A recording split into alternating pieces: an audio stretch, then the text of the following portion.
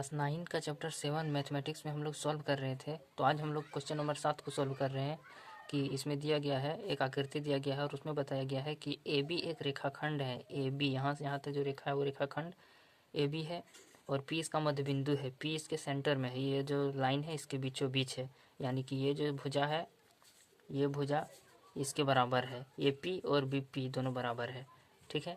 D और ई रेखाखंड A B के एक ही ओर स्थित हैं। डी और ई रेखाखंड के एक ही ओर मतलब ऊपर में स्थित है और दो बिंदु इस प्रकार हैं कि बी ए डी और ए बी ई एंगल जो है दोनों बराबर है। बी ए डी यानी कि ये जो एक सिंगल वाला कट है, ये वाला लाइन, ये वाला एंगल, और ए कौन है, ए बी ई यानी कि ये वाला, ये एंगल और ये एंगल दोनों बराबर है। ए एंगल और बी एंगल बराबर है और यहाँ पर ये जो डबल है वो भी बराबर है इसके, जो कि यहाँ पे लिखा गया है ई पी ए यानी कि ये डबल, और डी पी बी यानी कि ये डबल, ये दोनों भी आपस में बराबर है। तो हमें सिद्ध करना है, दर्शाना है कि त्रिभुज डी ए पी सर्वांगसम है त्रिभुज ई बी पी के। हमें यह भी दिखाना कि ए डी बराबर बी ई है, ए डी और बी ई। तो इसको तो CPCT से हम लोग बता देंगे कि ये हमारा ऐसा है, ऐसा ही होगा बराबर, क्योंकि ये यदि हमारा सर्वांगसम है तो सबसे पहले हम इसमें शुरुआत करते हैं, लिखेंगे कि दिया है P इसका मध्य बिंदु है, तो ए बी की रेखाखंड का P मध्य बिंदु है, ऐसे लिख देंगे। यहाँ लिख देंगे कि अर्थात यदि ये मध्य बिंदु है तो इससे हमें क्या फ़ायदा मिलेगा। तो हमारा इसमें AP बराबर है BP के, AP जो है वो बराबर है BP के। हम ये चीज़ इसमें कर सकते कि नहीं कर सकते हैं, और इसका यूज भी करेंगे हम लोग जब सर्वांगसम करेंगे। तो एक साइड मिल गया और एक एंगल यहाँ पहले से है, फिर साइड मिल गया और फिर एंगल हो जाएगा। तो साइड एंगल साइड एंगल से हम लोग इसको सर्वांगसम कर देंगे। लेकिन पहले और देख लेते हैं कि और क्या क्या दिया गया है इसमें। दो बिंदु है, इसको हटाओ, इसको लिखने की ज़रूरत नहीं है, लेकिन हाँ, इस सब एंगल को लिखना ज़रूरी है। दूसरा पॉइंट देखिए, हम लोग लिख देंगे कि एंगल बी ए डी जो है वो बराबर है एंगल ए बी ई के। और तीसरा नंबर में हम ऐसे लिख सकते हैं कि एंगल ई पी ए बराबर है एंगल डी पी बी के। अब हम लिखेंगे सिद्ध करना है पहला नंबर में कि त्रिभुज डी ए पी सर्वांगसम है त्रिभुज ई बी पी के। और दूसरा नंबर में लिखेंगे कि ए डी जो है वो बराबर है बी ई के। तो हम यहाँ लिखेंगे प्रमाण में, तो हम लोग को जो जो त्रिभुज सर्वांगसम करना है हम उस त्रिभुज में लिखेंगे। जो हमारा पहला है वो त्रिभुज का नाम है डी ए पी, तो हम लोग लिखेंगे प्रमाण में कि त्रिभुज डी ए पी में तथा डी ए पी तथा त्रिभुज ई बी पी में, त्रिभुज ई बी पी में। तो हम लोग यहाँ पहले लिखेंगे त्रिभुज डी ए पी में हमें क्या है, तो डी ए पी जो त्रिभुज है इतना बड़ा है, डी ए पी जो हमारा त्रिभुज है इसमें हमारा ए एंगल बराबर है किसके, बी एंगल के। तो हम लोग ए एंगल का लिखेंगे पहले, तो डी ए पी हम लोग लिख सकते हैं एंगल जो डी ए पी है वो बराबर होगा ई बी पी। और यहाँ लिख देंगे कि चूंकि एंगल जो है बी ए डी बराबर है एंगल ए बी ई के, इसलिए क्योंकि यहाँ पे देखो नेमिंग इसका अलग अलग दिया है, लेकिन एंगल तो ए पर ही और बी पर ही बन रहा है ना, यहाँ पर भी ए पर बन रहा है और बी पे बन रहा है।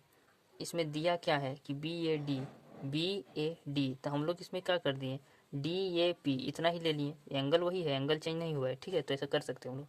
फिर ए पी और बी पी बराबर है, ए पी और बी पी ये तो है, इसको लिख सकते हैं कि दिया है,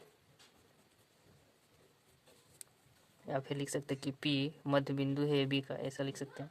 हमारा सबसे पहले हमने एक एंगल ले लिया, फिर हम एक साइड ले लिए और फिर हमको यहाँ एक एंगल लेना है। तो इसमें अब जो त्रिभुज है ना दो हमारा, एक ठो ये त्रिभुज और एक ठो ये त्रिभुज, तो हमारा ये साइड ए एंगल तो दोनों का बराबर है, ठीक है, लेकिन ये हमारा बराबर नहीं है। तो हम क्या करेंगे, ये जो खाली बच रहा है ना वो इस त्रिभुज में भी जोड़ देंगे तो इस एंगल हो जाएगा यहाँ से यहाँ तक, और इस त्रिभुज में भी जोड़ देंगे यहाँ से यहाँ तक। ये दोनों तो आपस में बराबर है ही, और इसको भी दोनों में जोड़ेंगे तो वो भी बराबर ही रहेगा।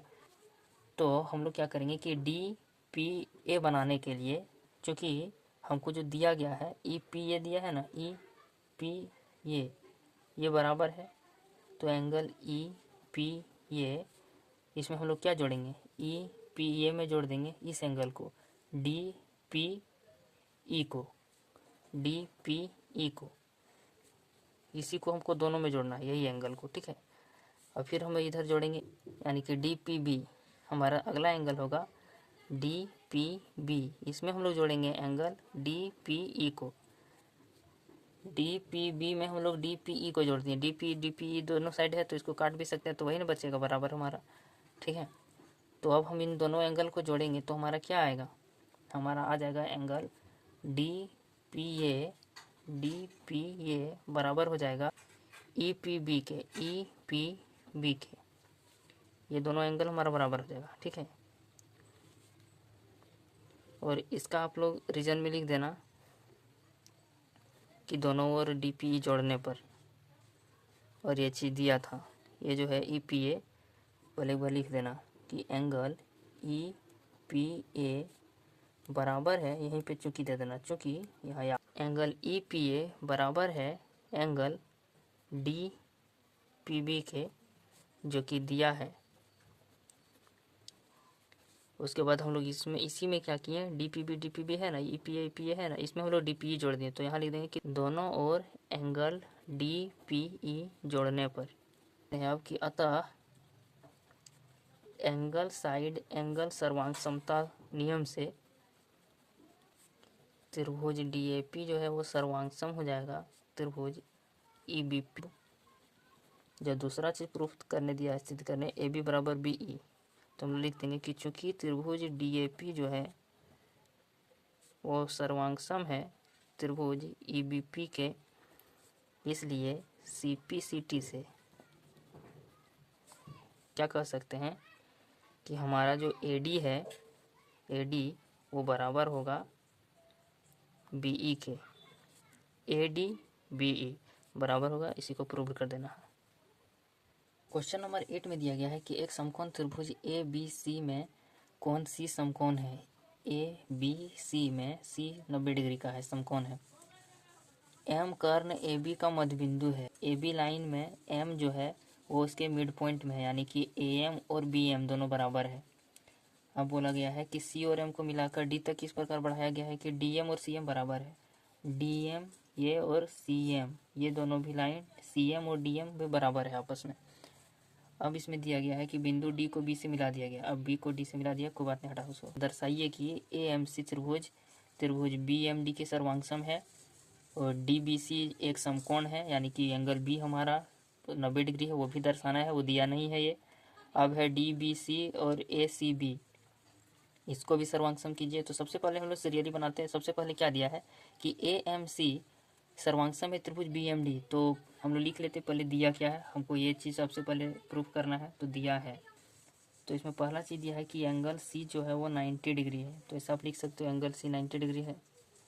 AB का मध्य बिंदु है, M कर्ण AB का मध्य बिंदु, ये भी लिख सकते हैं दूसरा में। अर्थात हम लोग लिख सकते हैं कि यदि ये मध्य बिंदु है तो इसका मतलब हम लोग क्या समझते हैं कि BM और AM दोनों बराबर है। और तीसरा चीज़ हमें क्या दिया है कि DM और CM बराबर है, DM और CM हमारा बराबर है, कि सिद्ध करना है। सिद्ध जो करना है उसको एक बार लिख देना है फर्स्ट में, त्रिभुज AMC सर्वांग सम त्रिभुज BMD।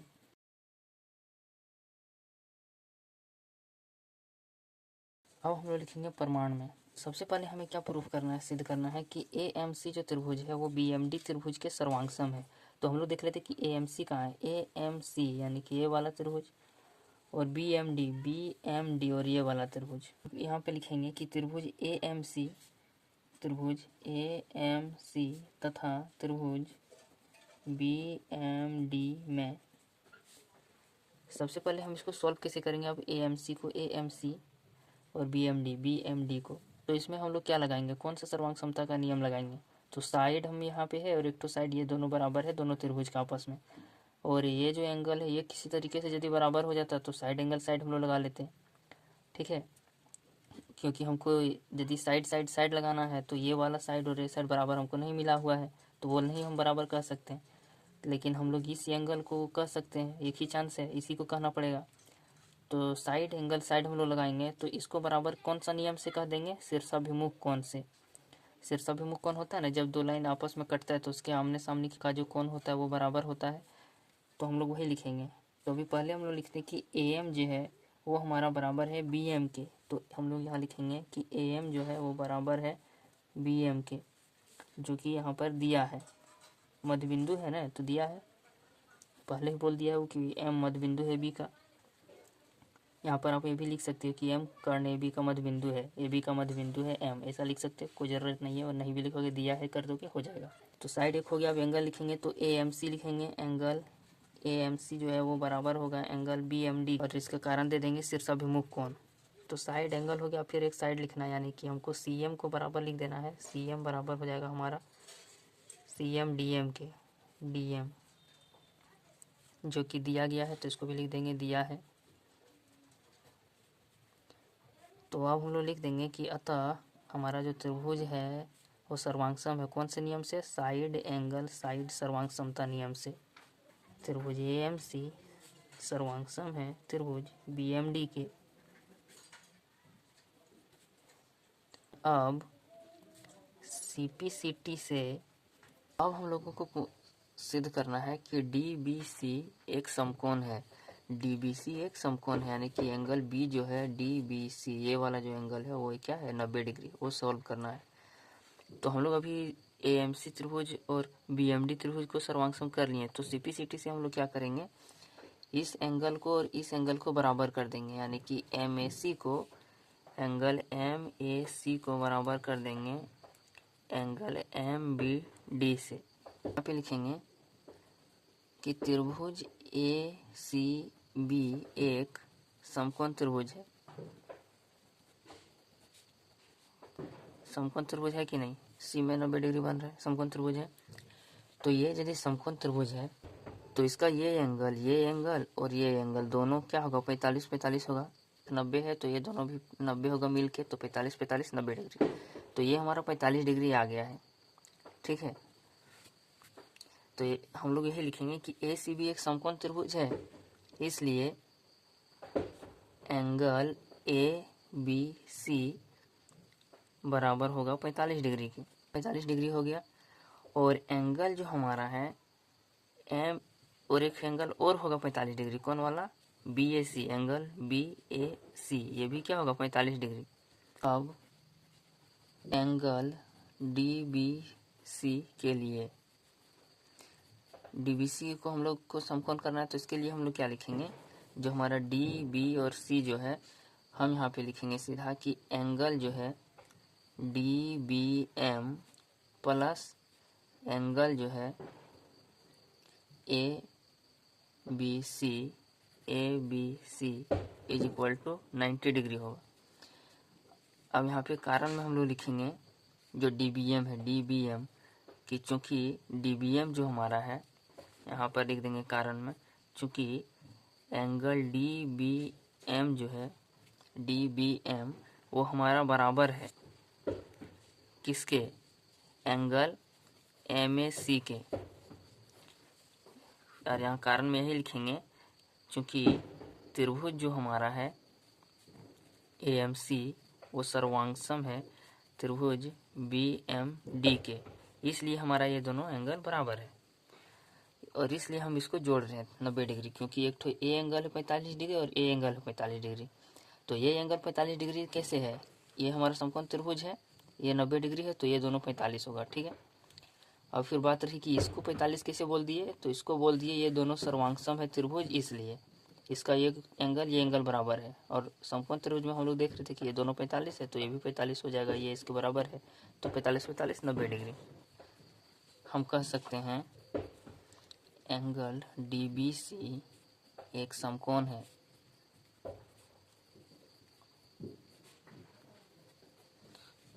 और यहाँ पर एक लाइन और बना देना है कि एंगल, इसलिए एंगल DBC, क्योंकि ये सब दोनों को जोड़ गए तो DBC आएगा 90 डिग्री। नंबर में हमें क्या करना है कि त्रिभुज DBC को सर्वांगसम करना है त्रिभुज ACB के। तो अब हम लोगों को त्रिभुज DBC सर्वांगसम करना है त्रिभुज ACB के, यानी कि यहाँ पर डी बी सी और ए सी बी को सर्वांग करना है। तो कैसे करेंगे? तो हम लोग को जो हम लोग पहले सर्वांग किए हैं एएमसी त्रिभुज और बीएमडी त्रिभुज को, तो उसी से हम लोग यहाँ पर ले लेंगे कि बीडी जो है वो एसी से बराबर है आपस में, और ये तो घनिष्ठ होगा इसमें। और यहाँ पर जो एंगल बनेगा 90 डिग्री वो भी हम लोग याद कर चुके हैं।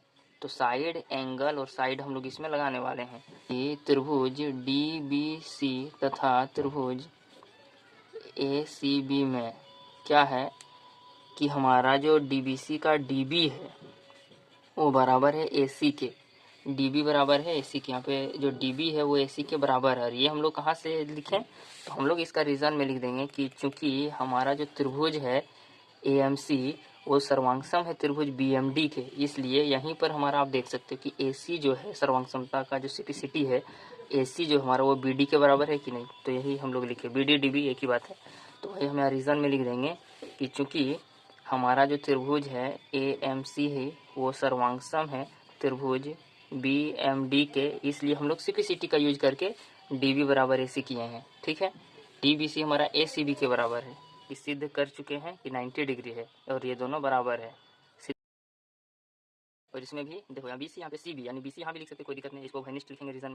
साइड एंगल साइड सर्वांग समता नियम त्रिभुज है DBC, ये सर्वांगसम हो जाएगा त्रिभुज ACB के। हमारा हो गया त्रिभुज DBC को सर्वांगसम कर दिए हैं त्रिभुज ACB के, तो हम लोग इसी का यूज करेंगे। देखो CP से हमारा जो CD है वो बराबर है B, तो CD को हम लोग क्या लिख सकते हैं? CD को हम लोग लिख सकते हैं CM प्लस DM। तो DM को हम लोग CM लिख सकते हैं यानी इज इक्वल टू AB। हमारा जो CM है ये बराबर है DM के, तो 2 CM हम लिख देंगे इज इक्वल टू AB है। तो CM इज इक्वल टू 2 नीचे आ जाएगा तो 1/2 AB हो जाएगा। बस ऐसा ही प्रूव कर देना।